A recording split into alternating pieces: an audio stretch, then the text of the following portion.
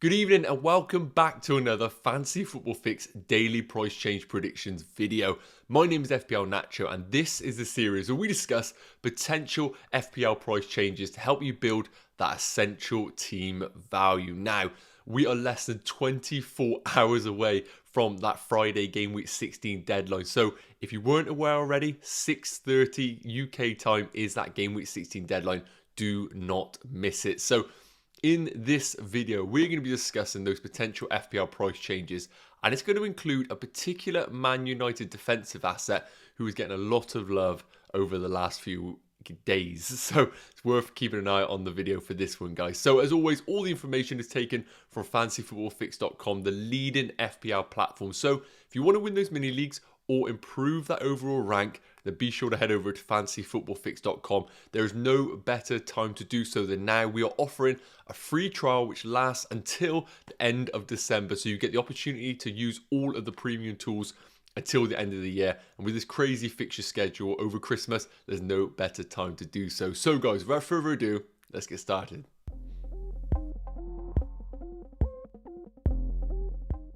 Okay guys, we're going to quickly touch on those potential FPL price changes. You can see graphics around me give you all the detailed information that you need regarding transfers, ins and outs for players. But I am going to quickly touch on those that are particular worth mentioning. And it's worth mentioning as well, at the time we're recording, we're unsure right now whether the Spurs-Brighton game is actually going to happen in game week 16. Due to the COVID outbreak, the assumptions are that the game is going to get postponed.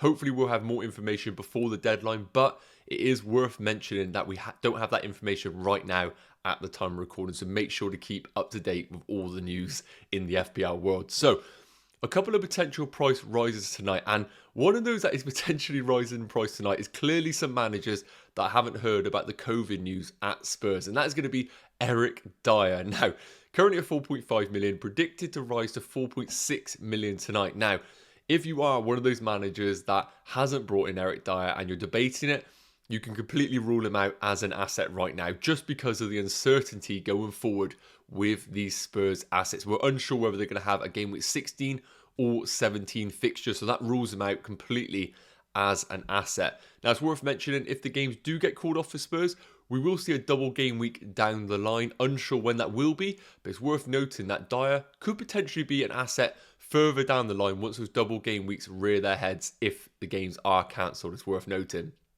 So he is an asset that is predicted to rise in price tonight, but I really wouldn't recommend anyone else buying him. Now, the other player that's predicted to rise in price tonight is going to be Man United's David De Gea. Now, he hasn't reached the 100% progress bar right now, but rising at 1.1% per hour, if he continues at this rate, we are predicting him to rise in price tonight. And at 5 million, a lot of managers right now are attracted by, obviously, Ralph being at the wheel at Man United, but also the fixture swing for Man United, kicking off an away game at Norwich, with the likes of Sanchez at Brighton potentially being out for 2 game weeks, and other goalkeepers not necessarily offering crazy value. De Gea is starting to emerge as a potential option in that 5 million bracket. So he is someone we are going to be touching on later on in the video, as I know people want to know if Man United defensively are worth investing in. Now, potential price fallers. It's worth noting that we do have Harry Kane predicted to fall in price tonight. Now, the main reason being for this is because of the people scared about the Spurs game getting cancelled. And at 2% progress per hour, if he continues at this trend and we get information tonight about the Spurs game being postponed, I really do see this really accelerating, and we could see him fall to 12.1 tonight. So if you are in the market for a Kane to Ronaldo switch, I really do think that maybe tonight might be the time to do it, just to avoid any potential price fall, if that does continue in the rate that it is.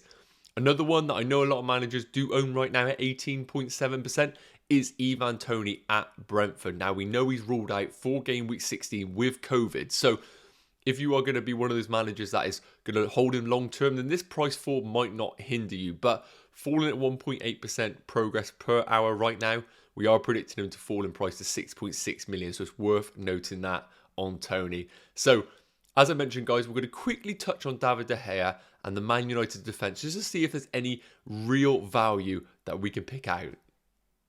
Right guys, so I have brought up the OptaStats sandbox over on fantasyfootballfix.com, a brilliant part of the website where you can compare underlying stats for teams, for players in particular. So I've brought this graphic up looking at the defensive stats for teams in the last 3 game weeks. So from game week 13 to game week 15. I hope the graphic here is clear enough for you to kind of see all the information on screen.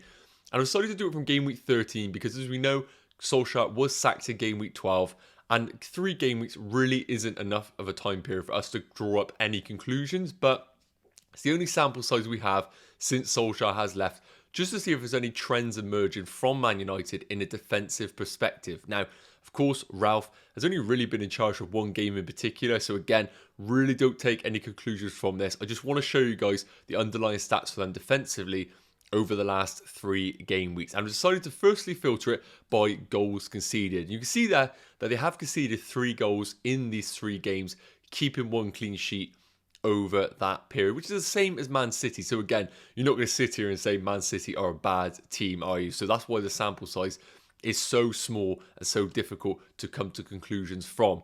But what I want to do here is filter it by expected goals conceded, as I know this is a metric that a lot of managers do look at from an FPL perspective to see how the teams are actually operating. And we saw that Man United have conceded 3 goals, and they actually had an expected goals conceded of 4.34. So not happy reading necessarily for managers that are considering Man United assets. They actually could have conceded more goals than they actually did over these last 3 game weeks. Whereas the likes of Man City, as you can expect, their expected goals conceded, although they conceded 3, being much, much less than those 3. So to me right now, looking at that, suggests that Man United are not necessarily watertight in a defensive perspective. And when we filter it by shots conceded, you can see there that they have conceded the 3rd most shots of any team over the last 3 game weeks, conceding 49, which only Newcastle and Watford have conceded more than them. So based on that alone, it's a 3 game week period, as I mentioned. I don't think necessarily with the likes of David De Gea, with Delo, with even Luke Shaw, you can bring in these assets with information that they are defensively sound and actually going to keep clean sheets. I think really when we look at the likes of David De Gea at 5 million, we're more going off the basis of the fixtures coming up, which really make him an attractive asset going forward at 5 million goalkeeper. So if you are bringing him in, just be cautious that right now the figures aren't suggesting that they are defensively sound. I really do think that Ralph's going to need a bit of time to implement any sort of philosophy at the club and make them watertight. So right now, guys, I like De Gea at 5 million, but the information isn't really there to suggest he is going to be worthwhile at 5 million. Right, guys, last up, I just wanted to quickly bring up the Fixture Analyzer on Fantasy Football Fix, just to have a look at the upcoming fixtures for the next 6 game weeks. I'm conscious that a lot is changing right now, and the FPL landscape is still a little bit unclear on what direction it's going with COVID announcements. So, as I mentioned, at the time of recording right now, there has been no official announcement on Spurs' games being postponed, both game week 16 and game week 17, as you can see on the screen, against Brighton and Leicester. Now, if you're currently sat there with Spurs assets, my recommendation would probably be to definitely wait until that Friday deadline to get real information whether the Brighton game is getting postponed. If clear information does get distributed about the game even tonight, then I think moving on from Kane to the Sons to the Spurs defenders are the best moves to make going forward. Now, it's worth noting that 9% of all the transfer combinations going into game week 16 is Harry Kane to Cristiano Ronaldo. Now, you can see on the fixture analyzer here, Man United over the next 6 game weeks have the 5th best fixtures. And I would argue that, considering the standard of the team that they are and the fixtures coming up, I'd argue that these are some of the best fixtures for any team. Norwich away, I know Dean Smith's in charge, but it's still a brilliant fixture for the likes of Cristiano Ronaldo. Brentford, Brighton, and we know Brighton's defensive issues right now, followed by Newcastle, Burnley, and even Wolves at home. I don't necessarily would say is the most difficult fixture for Man United. So 9% of all top transfer combinations is doing Kane to Ronaldo. And I really think if you're wanting to hold that premium spot in your team, that is the obvious move to make from Kane to Ronaldo. And as I mentioned, with Kane potentially falling in price tonight, that might be a move you want to make anyway, just because of these fixtures coming up. Now, another popular asset bracket that a lot of managers hold right now is Leeds. Now, we know right now that Phillips has been confirmed out having shoulder surgery. And we know that Bamford has a slight knock as well. And we can see here that Leeds aren't even on the fixture ticker right now. That's because they have the second worst fixtures coming up with 4 super tough games against the top 6. Apologies, trying to get my words out there. So I think if you are right now a Rafinha owner, I really think a sideways move to another asset is probably the best bet. And looking at the West Ham fixtures over the next 6, you can see that they are second best for fixtures over this period. So if you are sat there with Rafinha right now, I would really encourage your managers right now moving from Rafinha to potentially Bowen as an option. Now, got it up here that 4.1% of all transfer combinations in the game are doing Rafinha to Bowen. And the only other popular transfer that outmatches this move is Rafinha to Bernardo Silva, which is 7% of those top transfer combinations. And as you can see there, with Man City's fixtures coming up and with Foden being an injury worry going into game week 16, we've seen on videos in the past, we are backing Foden as probably the better asset to go for. But with the injury concerns for Foden, I really do think that Bernardo Silva is probably the asset to target right now just because of those guaranteed game time. And we can see with the fixtures coming up with Wolves, Leeds, Newcastle and Leicester, amazing fixtures. So while Foden might be underlying stat pick, I really think just having ownership in a player that plays consistent minutes over this period is the wise move to make. So if you had the funds available, I think Bernardo Silva is a wise move. However, Bowen, as you can see with the fixtures coming up, is a brilliant sideways move for Rafinha owners.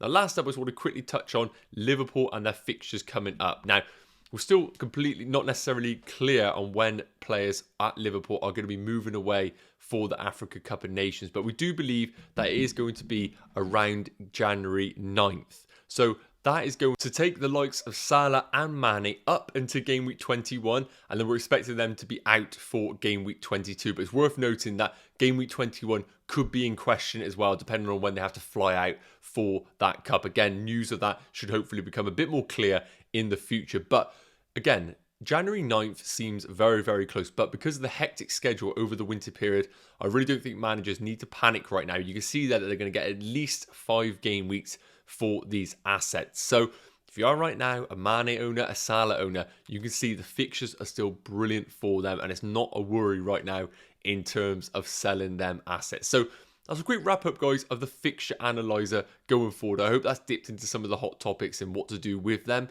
And yeah, as you can see, some great fixtures coming up for the likes of West Ham, Man City, and of course, Man United.